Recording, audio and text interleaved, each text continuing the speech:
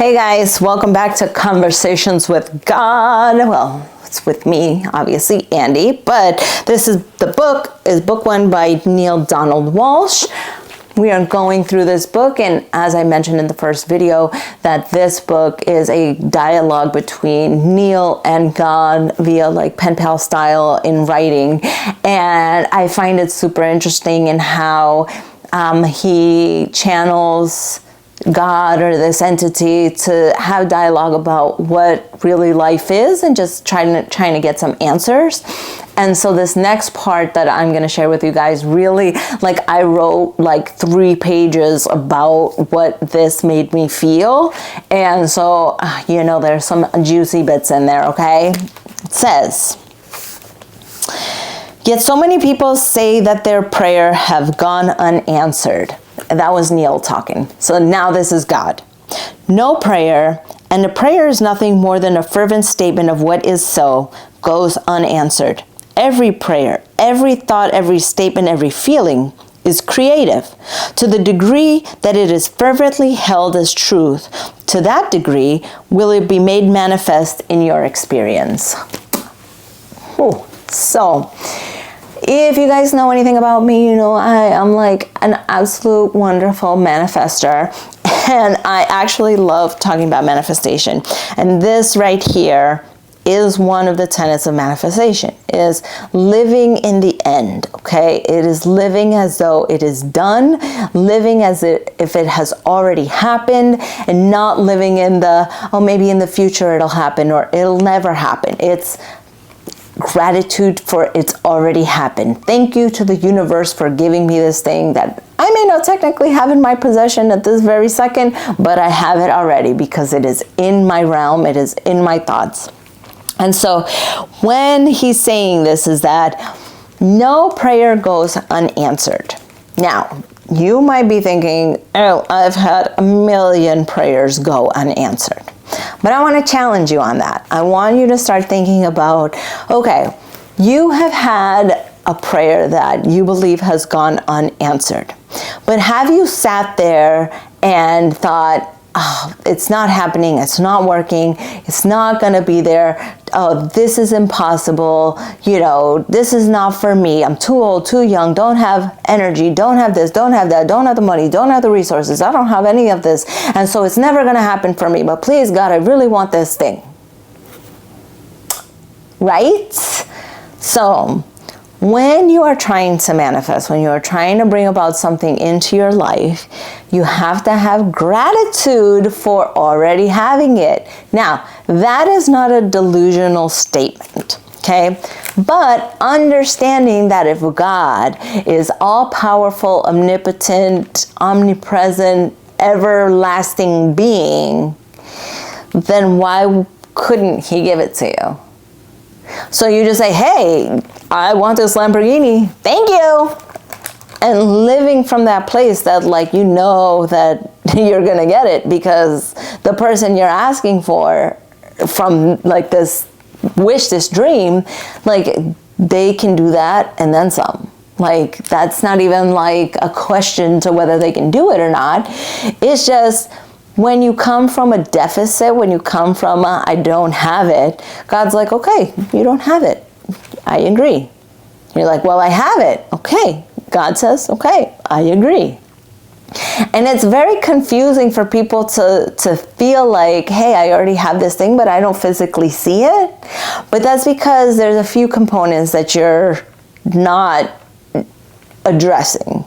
One is the fact that time doesn't exist, right? I mean, these are some really high-level manifestation topics, but time doesn't exist. So you have to contend with that. You have to contend with, do you even believe that it's possible for you to own a Lamborghini if that's what you wished for? Do you believe that there is a life on this planet, a time, a path, a way, that a version of yourself that owns a Lamborghini? Because if you couldn't even imagine yourself actually getting into a Lamborghini, then you're never going to have it. Because if you don't believe you can have it, then God is like, okay, well, you don't even believe it, so I'm not going to give it to you because you don't believe it. So you have to believe it in order to achieve it. And that rhymed. And I was saying it and I was like, So this has, and the reason that like I bring this up, and I'm not trying to push manifestation down your throats or say, hey, you know, you got to do this. Like there's a lot of other more educated, well-versed podcasts, books, courses, videos, YouTubes, Instagram, whatever that can talk about manifestation, because that's not really what this is about, okay? What this is about to me is that, again, there are dozens, hundreds, if not thousands of other texts, books, music, whatever, that tell you this exact thing. That this is not a new thought. Saying that you need to live in gratitude. And people tell you, hey, you need to be grateful. And yeah, okay, that's wonderful. But grateful for what, okay? Not only grateful for the things that you currently have, but grateful for the things that you have ever had. And grateful for all the things that will ever be. That is a lot. That is a lot of shit. And like, people are like, oh, well, how do I become grateful? Well, this is what I do, okay? First, I started thinking about what do I have? Okay, you know what? I'm grateful. I have glasses. I can see. Boom. Grateful for having something right now. Okay, I'm grateful that I have had these glasses for a year, for the past year, I have been able to see without fail because I've had these wonderful, beautiful glasses that have, you know, let me drive, let me go to the gym, let me see from afar, let me see my loved ones, let me see. Grateful for the things that I have ever had, okay? I am grateful for having these glasses for another year because they will help me see, they will help me read, they will help me do the things that I need to do, get from point A to point B. Grateful for the things that I will always have. You can do that with everything in your life, okay? And it might not even be things like just one thing doing past, present, future. It could be like, one of the amazing practices that I have had is appreciation for money, okay? So how do I appreciate the money that I've had? Well, I've been able to pay bills. I've been able to send my daughter to college. I've put myself through college. I have paid for groceries more than once or twice. Like, I have had plenty of money to carry me through all the things up until this point. Grateful for what has been.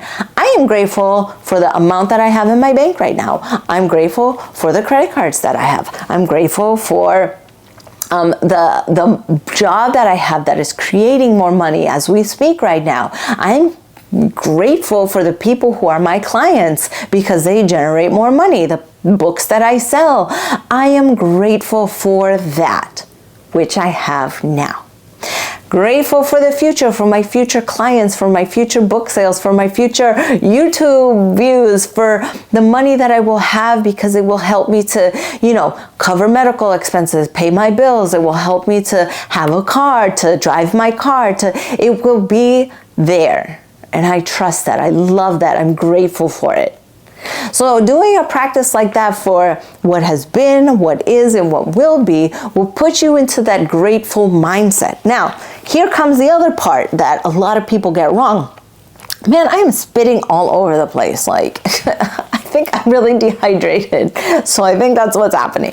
Anyways, so the other part that people get wrong is people say, okay, well, if I'm grateful for what I have right now, if I am grateful for the way that things are right now, doesn't that mean that I stay here? Doesn't that mean this is all I will ever get?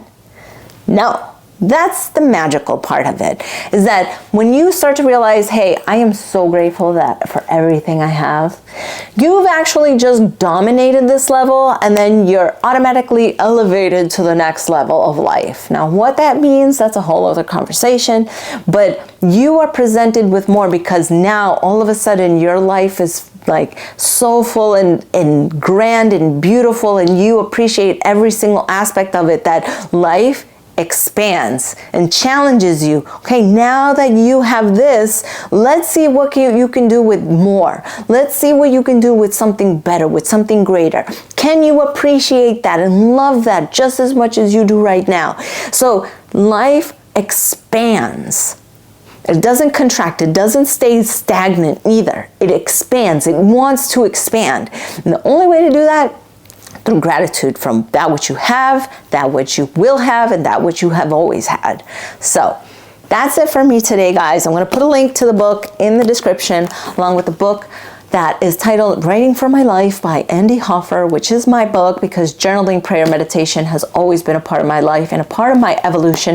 And I think that you guys will get a kick out of it. So I will also put a link to my podcast. I hope you guys listen and share with me. What do you guys think about all of this stuff? All right. Love you guys. Bye.